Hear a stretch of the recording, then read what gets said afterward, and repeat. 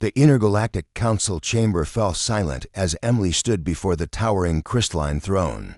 Her heart pounded against her ribcage, a rhythm of fear and disbelief. The alien queen, Zerathel of the Luminari Empire, regarded her with eyes that shimmered like galaxies ancient, powerful, and utterly unreadable.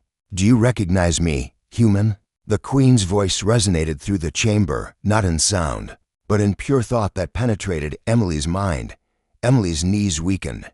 This couldn't be happening. Not here, not now, and certainly not after 15 years. It had been a lifetime ago, back when Earth was just beginning to accept that they weren't alone in the universe. Emily had been 23, working as a medical researcher in Denver, Colorado. The first alien embassy had opened in New York, and the world was still adjusting to the reality of extraterrestrial life. That autumn evening had changed everything.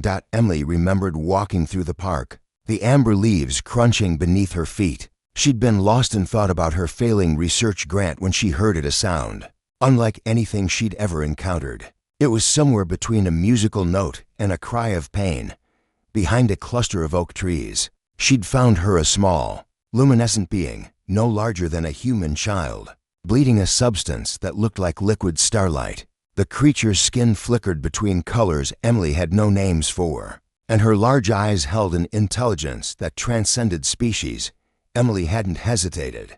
Her medical training kicked in immediately. She'd used her scarf to apply pressure to the wounds, speaking softly, soothingly. Though she had no idea if the being could understand, the creature had been injured, badly struck by a vehicle, Emily later learned. Driven by someone who'd panicked at the sight of an alien and fled the scene. For 3 hours, Emily had stayed with her, using everything in her first aid kit, improvising when human medicine seemed inadequate. She'd called for help, but the alien embassy's response team was overwhelmed that night. So Emily had waited, had protected, had saved.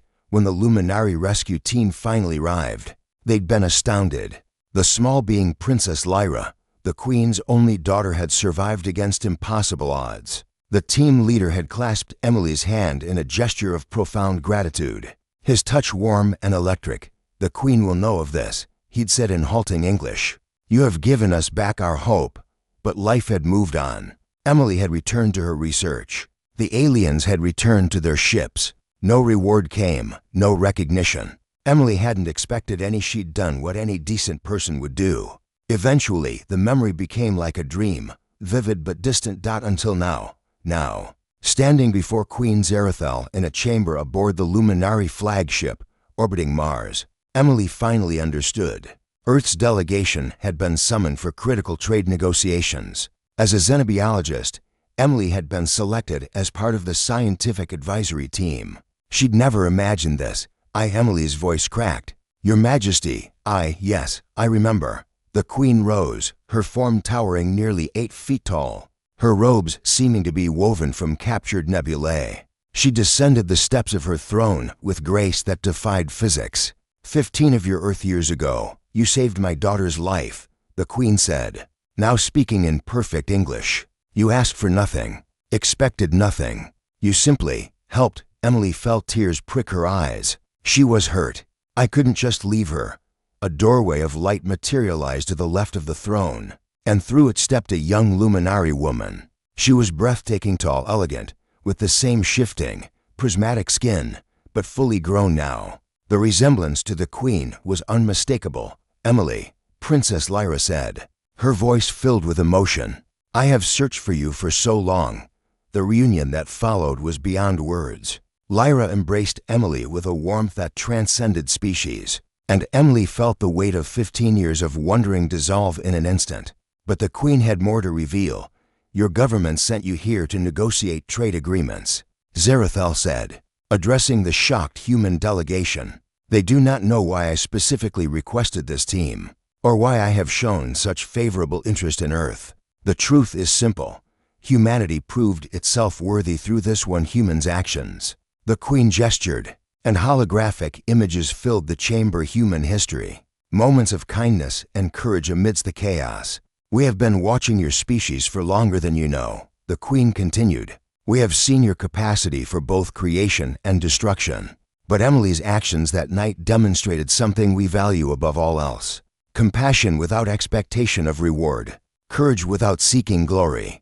She represents the best of what humanity can be. Emily's teammate Ethan, who had been standing silently beside her throughout this revelation, finally spoke. The young diplomat had been Emily's closest friend during the preparation for this mission, though she'd never told him about that night 15 years ago. "Your Majesty," Ethan said, his voice steady despite his obvious shock. "On behalf of Earth, we are honored. But I must know, what does this mean for our people?" The Queen's expression softened, and for a moment, she looked almost human in her warmth. "It means, young diplomat, that Earth has earned not just our trade, but our alliance, our friendship, our protection." She turned back to Emily. "Because of one woman who saw a suffering being and chose kindness, your entire world will now benefit. Such is the power of a single compassionate act." Emily felt the weight of countless eyes upon her, human and alien alike. She thought of that frightened young researcher she'd been, kneeling in the autumn leaves, never imagining the cosmic consequences of simple human decency. "I just did what was right," Emily whispered. "Exactly," Queen Zarathel replied, and her smile could have outshone stars. "And that, dear Emily, is why humanity deserves a place among the stars." In that moment, as Earth's future transformed forever, Emily understood that the universe might be vast and strange, but kindness remained a universal language, and sometimes a single act of compassion could change not just one life, but the destiny of an entire world.